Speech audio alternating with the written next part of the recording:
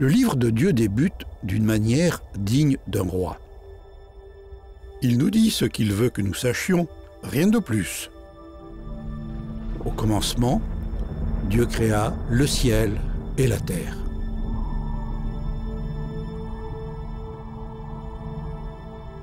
Tout ce que nous pouvons voir et toucher a eu un commencement. Mais le Créateur et propriétaire de l'univers n'a ni commencement ni fin. Il est l'esprit invisible et éternel qui peut être partout en même temps. Il voit et sait toutes choses. Connais-tu son nom? Dieu a plusieurs noms, mais son nom le plus célèbre est l'Éternel. Dans la langue originale du livre de Dieu, son nom est Yahvé, qui signifie « celui qui est » ou simplement « je suis ». Le roi continue son récit de la création avec la description de la terre telle qu'elle était au commencement. La terre était informe et vide. Il y avait des ténèbres à la surface de l'abîme et l'Esprit de Dieu se mouvait au-dessus des eaux. Le moment était venu pour préparer la planète pour les êtres humains. Alors Dieu dit que la lumière paraisse, et la lumière parut. Dieu constata que la lumière était une bonne chose, et il sépara la lumière de l'obscurité. Dieu nomma la lumière jour et l'obscurité nuit. Le soir vint, puis le matin. Ce fut la première journée. Qu'est-ce que Dieu a fait le premier jour de la création? Il a commandé à la lumière de percer les ténèbres. Plus tard, le soleil allait luire sur la terre, mais non pas dès le premier jour. Dieu veut que nous sachions qu'il est la source de la lumière. Dieu est lumière, et il n'y a aucune obscurité en lui. Dieu est pur. Comme la lumière est pure, il ne peut être souillé. Même lorsque la lumière luit sur des objets très sales, elle reste pure. Dieu est parfait. Dieu est saint. As-tu remarqué qui était là avec Dieu sur les lieux de la création? Son Saint-Esprit était là, se mouvant au-dessus des eaux. Sa parole était là aussi, s'exprimant. Au commencement de toute chose, la parole existait déjà. Celui qui est la parole était avec Dieu, et il était Dieu. Il était donc avec Dieu au commencement. Dieu a fait toutes choses par lui. Le Saint-Esprit de Dieu et la parole ont toujours été avec le seul vrai Dieu.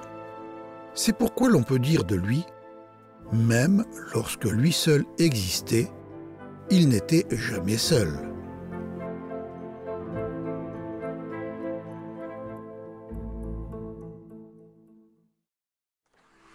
En 6 jours d'affilée, le roi a créé un monde merveilleux, magnifique. Dieu n'a eu qu'à parler, et des merveilles parfaitement conçues sont apparues. Le premier jour, Dieu dit que la lumière soit, et la lumière fut. Le deuxième jour, Dieu a fait l'atmosphère de la terre avec le ciel bleu que nous voyons et l'air invisible que nous respirons. Dieu a conçu le ciel avec un mélange parfait de gaz permettant le maintien de la vie, tel que l'oxygène et l'azote. Le troisième jour, Dieu a dit que le sec paraisse, et c'est ce qui s'est produit. Puis Dieu a dit que la terre produise de la végétation. Aussitôt de l'herbe, des plantes, des fleurs et des fruits ont commencé à croître, chacun avec sa propre semence. Le quatrième jour, Dieu a commandé au soleil et à la lune de briller et de marquer les années, les mois et les jours sur terre. Il a aussi fait les étoiles. Le cinquième jour, Dieu a dit que les eaux grouillent d'une foule d'êtres vivants et que les oiseaux s'envolent dans le ciel au-dessus de la terre. Et c'est ce qui s'est produit. Le sixième jour, Dieu a fait les diverses espèces d'animaux sauvages, d'animaux domestiques et de petites bêtes. Il a fait en sorte que chaque créature soit capable de se reproduire selon son espèce et de prendre soin de ses petits. Et Dieu vit que c'était bon. La paix régnait. Au commencement, tous les animaux étaient paisibles. Aucun d'entre eux n'était la proie, ni le prédateur de l'autre. Chaque animal avait la végétation pour nourriture. L'ordre régnait.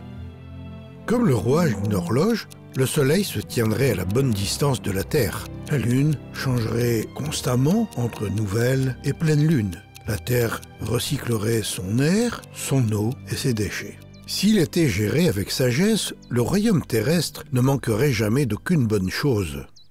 Ce serait le foyer idéal pour l'espèce humaine. Chaque jour de la création nous offre un aperçu de la nature de Dieu. Premier jour. Dieu est saint, il est parfait et pur comme la lumière. Deuxième jour. Dieu est tout-puissant, il a fait et il maintient l'atmosphère. Troisième jour, Dieu est bon, il a créé des milliers de plantes et d'aliments pour nous. Quatrième jour, Dieu est fidèle, le soleil et la lune poursuivent leur orbite. Cinquième jour, Dieu est vie, il a placé les poissons dans la mer et les oiseaux dans le ciel. Sixième jour, Dieu est amour. Après que Dieu a créé les animaux, il était temps qu'il forme les créatures sur lesquelles il allait déverser son amour. Il était temps qu'il crée des êtres tout particuliers qui pourraient refléter sa sainteté, sa puissance, sa bonté, sa fidélité, sa vie et son amour.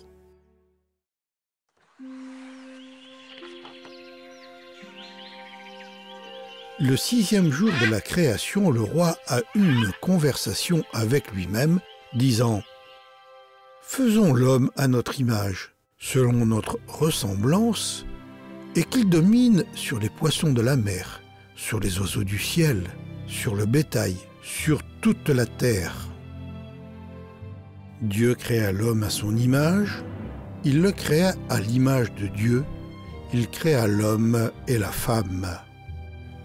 Lorsque l'Écriture affirme que Dieu a créé l'être humain à son image, cela ne veut pas dire que Dieu est exactement comme nous. Cela signifie que nous devons refléter sa nature et sa personnalité. De même que les pièces de monnaie utilisées dans l'Empire romain étaient autrefois marquées de l'image de l'empereur, ainsi l'humanité a été estampée de l'image de Dieu. Le premier homme et la première femme ont été créés avec la capacité de penser, d'aimer et de parler comme leur créateur afin qu'ils puissent jouir d'une relation intime avec lui. En créant les humains à sa propre image, Dieu leur a confié la domination de la terre. Les êtres humains devaient prendre soin de la terre pour découvrir et régner sur elle. Ils devaient découvrir les secrets de la terre et utiliser les ressources avec sagesse. Ce sont ces aptitudes qui distinguaient l'homme des animaux. Aux animaux, Dieu a donné 2 dimensions, un corps et une âme. Aux humains, Dieu en a donné 3. Un corps, une âme et un esprit. Le Seigneur Dieu prit de la poussière du sol et en façonna un être humain, puis il lui insuffla dans les narines le souffle de vie et cet être humain devint vivant. Le corps n'était que le domicile ou la tente dans laquelle Dieu a insufflé l'âme et l'esprit de l'homme. L'âme était les émotions, la volonté et l'intellect personnel de l'homme, ce qui permettait à l'homme de ressentir, de faire des choix et de penser. L'esprit permettait à l'homme d'être en communion avec Dieu, tandis que le corps équipait l'homme pour interagir avec le monde visible. L'esprit équipait l'homme pour interagir avec le Dieu invisible. Le Seigneur voulait que les humains le connaissent. Les êtres humains seraient le trésor le plus précieux de Dieu. Puisque Dieu les avait créés, il n'était pas seulement leur créateur, mais aussi leur propriétaire. Le Seigneur Dieu a nommé le premier homme Adam, ce qui signifie de la terre ou simplement homme. Plus tard, Dieu allait former la première femme, mais avant cela, il devait faire quelques préparatifs. Adam avait besoin d'un domicile et d'un travail.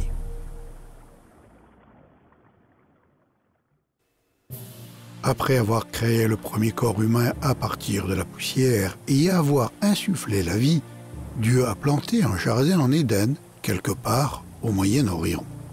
Une rivière, pure comme le cristal, coulait dans le jardin. Le Seigneur fit pousser du sol toutes sortes d'arbres à l'aspect agréable et aux fruits délicieux. Il mit au centre du jardin l'arbre de la vie et l'arbre qui donne la connaissance de ce qui est bon ou mauvais. Le Seigneur prit l'homme et l'établit dans le jardin d'Éden pour le cultiver et le garder. Le Seigneur n'a pas demandé à Adam s'il voulait vivre en Éden. Dieu étant le créateur et le propriétaire d'Adam, il savait ce qui convenait le mieux pour l'homme. Le domicile d'Adam était un régal pour tous les sens. La vue, l'ouïe, l'odorat, le toucher et le goût. Des ruisseaux limpides, des oiseaux aux chants mélodieux, des fleurs parfumées, des fruits juteux, des légumes croustillants, des bois mystérieux. Cela n'était qu'une infime partie des milliards de choses merveilleuses qui n'attendaient qu'à être découvertes. Mais l'homme était fait pour plus qu'explorer et se nourrir. Dieu avait créé Adam pour qu'il soit le chef de la race humaine. Dieu voulait qu'Adam et sa famille règnent avec lui pour toujours. Mais seuls ceux à qui l'on peut confier de petites tâches peuvent ensuite s'en voir confier de plus grandes. Ainsi, Dieu a confié à Adam sa première tâche, prendre soin du jardin. Ce jardin était un lieu parfait. Il n'était infesté ni de ronces, ni de mauvaises herbes, ni d'insectes nuisibles. Le climat était idéal et le sol riche. Cependant, il ne pleuvait jamais. Une brume s'élevait de la terre et arrosait le sol. Dieu a donné aussi à Adam un autre travail, nommer les animaux. Le Seigneur a conduit les créatures devant l'homme pour voir comment il allait les appeler. Imagine la scène. Un couple d'animaux, crinières flottantes au vent, galopent sur leurs puissants jarrets jusqu'à Adam. Il étudie leur allure, caresse leur dos et les nomme chevaux. À l'appel du Créateur, un oiseau gigantesque, pourvu d'un bec crochu et d'amples ailes, pique des cieux en sa direction. « Aigle !» dit Adam. Ensuite, une bête au pelage orange rayé de noir s'avance. De quel nom penses-tu qu'Adam l'a appelé? C'est ainsi que l'homme a donné des noms à tout le bétail, aux oiseaux des cieux et à tous les animaux sauvages. Éden était pour l'homme l'endroit parfait pour apprendre à connaître son Créateur. Il était temps de mettre Adam à l'épreuve. Dès le commencement, Dieu et l'homme étaient amis. Mais cette amitié devait être mise à l'épreuve. Le roi de l'univers ne souhaitait pas que son royaume soit rempli de sujets contraints à lui obéir. Dieu aimait Adam et avait des projets formidables en réserve pour lui et sa future famille. Du fait que Dieu voulait la compagnie d'individus et non de simples marionnettes, il a donné à Adam une règle à observer. Tu pourras manger de tous les arbres du jardin, mais tu ne mangeras pas de l'arbre de la connaissance du bien et du mal, car le jour où tu en mangeras, tu mourras certainement. Ce n'était pas une règle difficile à observer. Adam pouvait manger de tous les fruits du jardin à l'exception d'un seul. En obéissant à cette simple règle, Adam pouvait montrer qu'il faisait confiance à son Créateur pour savoir ce qui était mieux pour lui.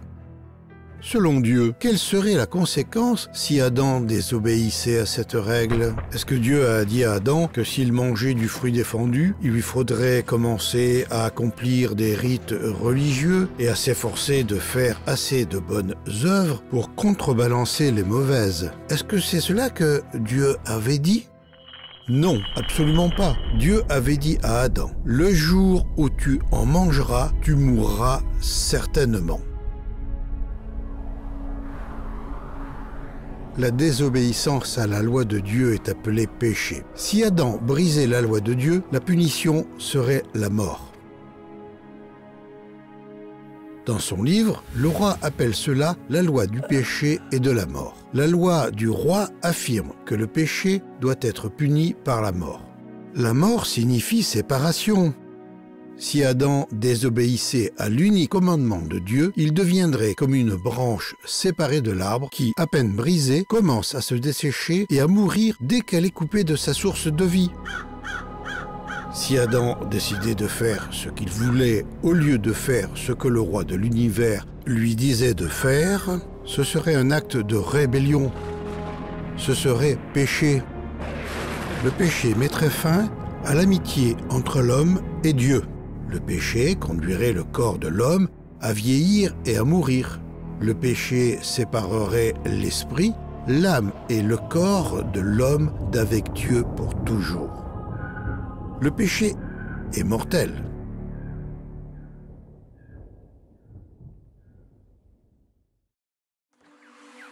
Après que Dieu a donné à Adam sa première tâche et l'unique commandement à observer, il était temps pour lui de créer la première femme.